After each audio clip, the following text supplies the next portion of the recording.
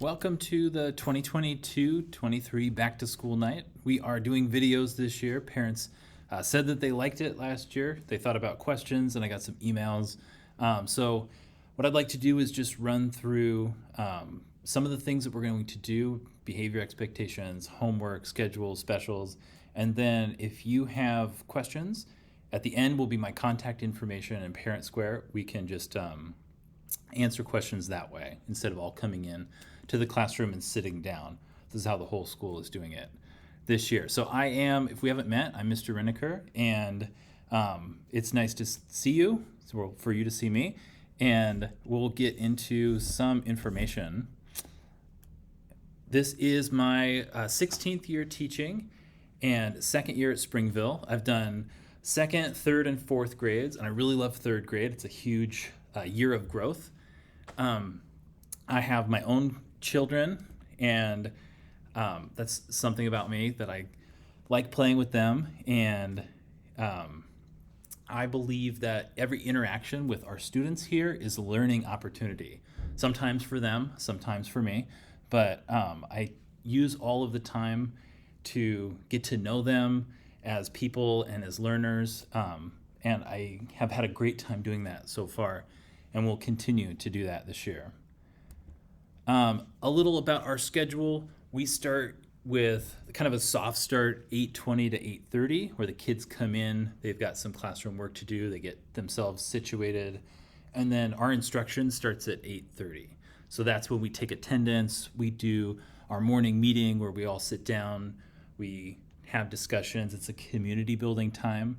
And then we actually start our classroom work. We have a support time where other adults will come into the classroom and we can run reading groups and we can do our grammar and word work and spelling. So that's what support time means. For math this year, we'll have our math workshop time and our science and social studies before lunch. Running science and social studies at different parts of the year because they're mostly project-based.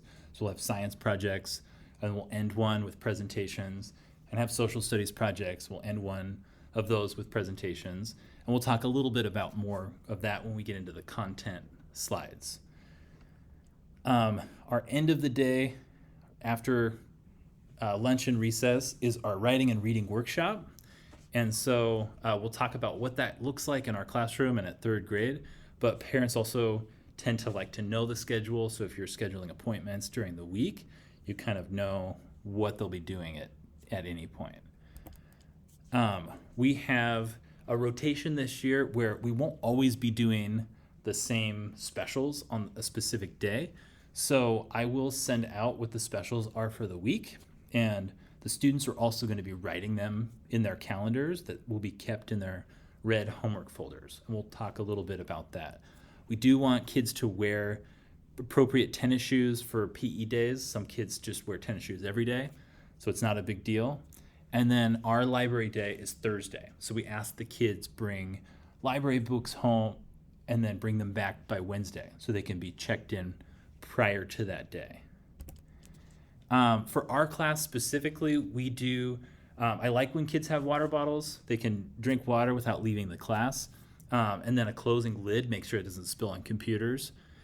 We do snack during independent work time. So in our class, we don't have a designated snack time, and kids eat when they're hungry as long as I'm not teaching the class. They were very excited about that. They had a snack time when that was like the only time they could eat in class, and now they're a little bit more responsible. They can read a book or be doing writing and snack when they're hungry. So we just ask that snacks are really something that's not a big mess, doesn't take preparation on their part during class, and then is something that is tree nut free because of allergies in the classroom. Arrival is same as last year. In terms of time, we have 8:20, the doors open, and then by 8:30, we'd like students to be in here because that's when instruction begins. We do morning meeting in our community building, and if they come in after that, it feels like they're coming in the middle of something. Between that 8:20 and 8:30 time, kids are kind of coming in slowly.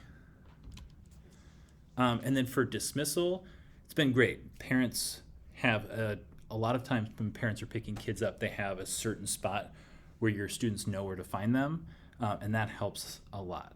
So, and then if your plans change, can you make sure the office knows? So if you just send me a parent square message and the office doesn't know, a lot of times they look for your child after school.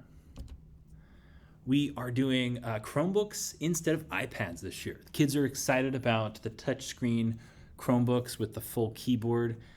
We'll learn how to do typing this year. A lot of our writing is published on the computers, and then they're used, of course, for updates on Seesaw and assignments on Seesaw. And so as the year starts, we're getting our logins, and they're learning how to do more and more on the Chromebooks. One thing that we will not be doing is email. So the kids don't do Gmail, but we do use Google Docs. So sometimes kids get confused because I will share things with the class and we'll keep published writing in Google Docs, but we don't email. So I won't ever be emailing the kids. We do a social emotional learning curriculum. We mostly during morning meeting, we use the kindness in the classroom curriculum, and some of the things that we'll touch on this year are respect and caring, and there's some direct instruction from me, and there's also some kind of role playing and scenarios that we talk about and we discuss with the class. So it's a new curriculum this year, and so far it's been going great, and it's conversations about kind of the way we want our class and our school to feel and to operate. We use for reading the Reader's Workshop model. There is high book choice, and so we teach kids how to identify books for their level, and then we do formal and informal assessments while they're reading. Formal meaning they'll sit down with me and read a passage that I select, and I will gauge their reading out loud and then their comprehension and put them at a level. So we'll discuss what your child's specific level is when we do conferences. And then informal assessments is sitting down with your child and having a reading conference during reading workshop. For OBOB, I know there's a lot of OBOB questions out there. We are going to have more information to come. I know the kids are excited about it and they're making teams. The librarian and some parent volunteers come and help us organize OBOB teams. Kids who want to do OBOB in third grade, they can. It's their first opportunity to do OBOB, and so we'll help them get organized for that. For writing workshop, we write every single day, and the format is similar to reading workshop, where they have a project they're working on that's specific to them, and then teachers come, including myself, to read their writing, make suggestions, and we'll take them through the writing process. We start the year with personal narratives, so they're writing true stories about their lives, and then we'll move into informational writing. And we'll write through projects and we'll do reports. And then as that genre changes, you will know because you'll see their writing posted on Seesaw and coming home published and then being shared with you, sent to you. And you'll see their writing throughout the year. The goal is that we also produce a writing portfolio. We'll take their best writing and have them take it through the writing process and publish a writing portfolio. For math, there's a couple of the standards that we cover in the Fosno curriculum. It's a very hands-on, explaining our thinking heavy curriculum. And so we go through the standards in a spiral. So we touch on multiplication now, and then we'll work on time and money and problem solving and multiplication again, so it comes back. And some things that parents like to know often are things to work on at home and things that I can do.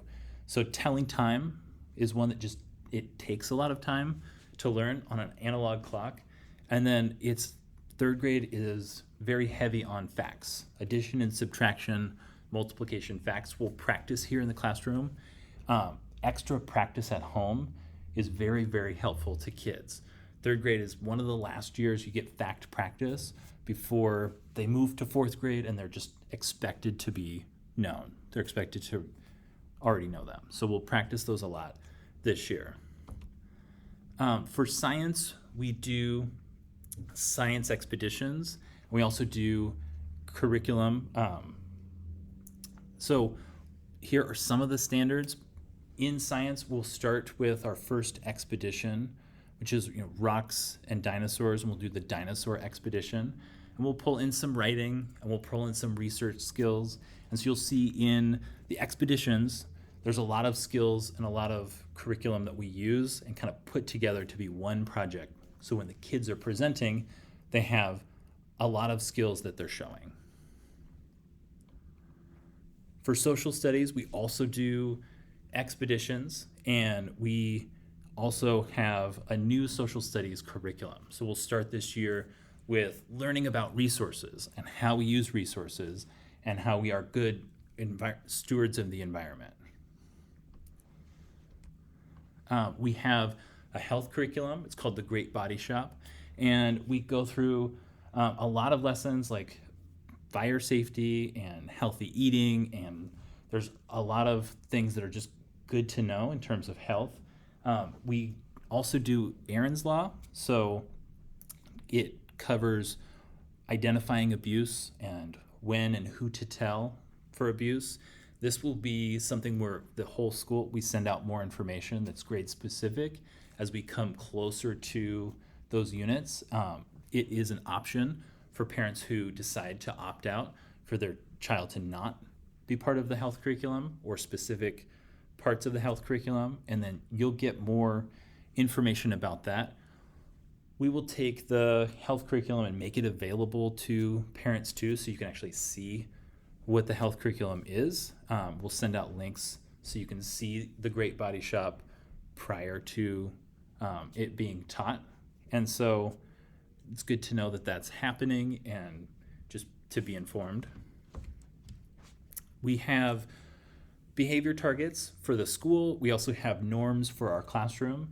And so as we start to build our community, one of the things we've been doing is kind of learning what it means to be safe, responsible, and kind. And so the students have been working on some things here in class and making poster presentations and just working to build a community around some of those norms that we've created as a classroom. We will have homework. We are going to keep our homework to reading. So as a school, we kind of talked about what is the most important thing for kids to spend their time on at home. And so it's reading. And so today actually is our first reading log and calendar that are going home in red folders. And so in our class, the red folder will live in your child's backpack.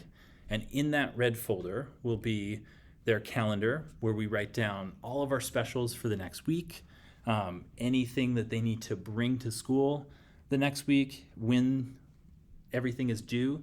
And so we actually just did that.